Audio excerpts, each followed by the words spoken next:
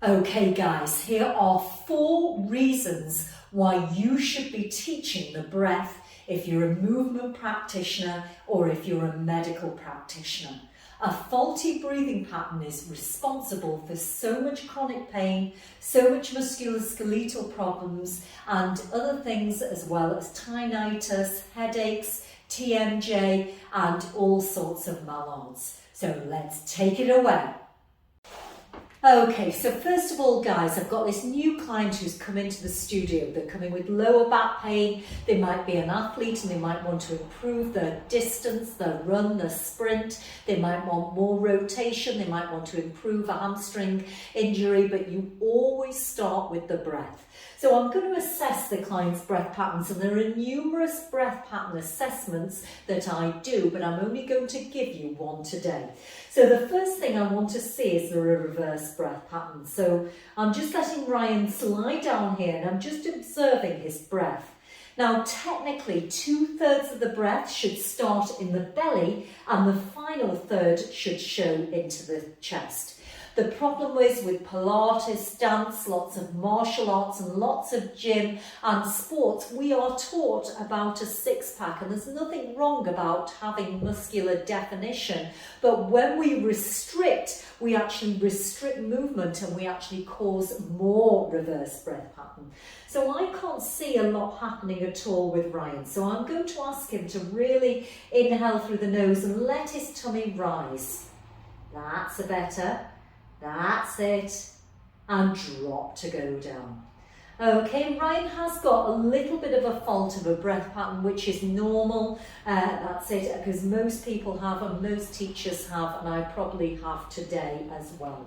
So I have to keep reminding myself, and there's various things I have to do, not just with breath pattern exercises, but things outside to keep that stable.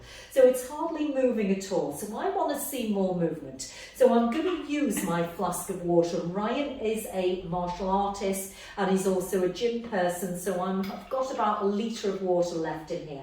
So Ryan, let's put it on the belly. Now what I want you to do is inhale and really lift that weight up. That's it, and exhale to drop down. That's better. So I would aim to do about 12 of these in 1 minute. And his breath keeps wanting to reverse. So what you tend to see is the chest wants to go first and then the belly, but actually it should be the belly and the chest. And as he does it, I'm going to tell him to keep his tongue on the roof of the mouth. That's it, good, a lot better. So that's my first top tip and why the breath should be assessed first. Okay guys, your second top tip as to why the breath should always be taught first.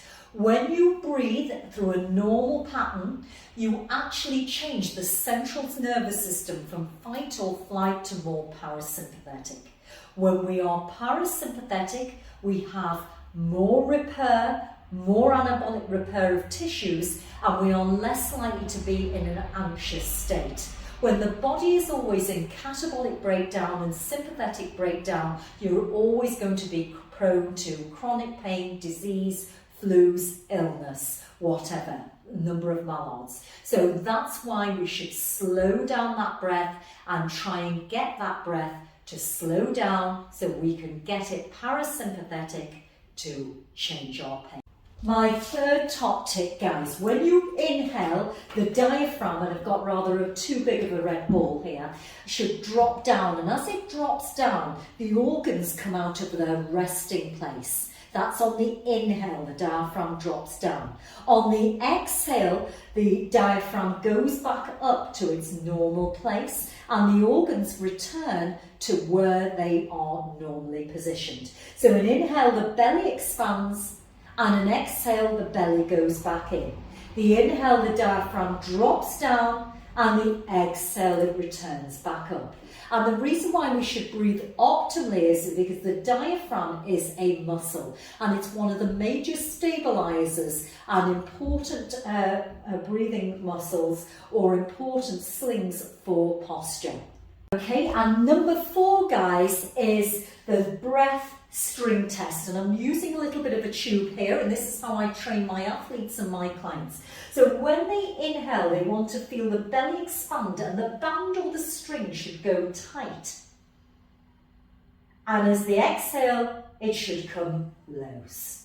Okay, now as I'm observing Ryan, because his breath pattern is normally reversed, it's a little bit of fighting here. The chest wants to go first, but this is a great way to build awareness, because remember, awareness is the first step to change in life.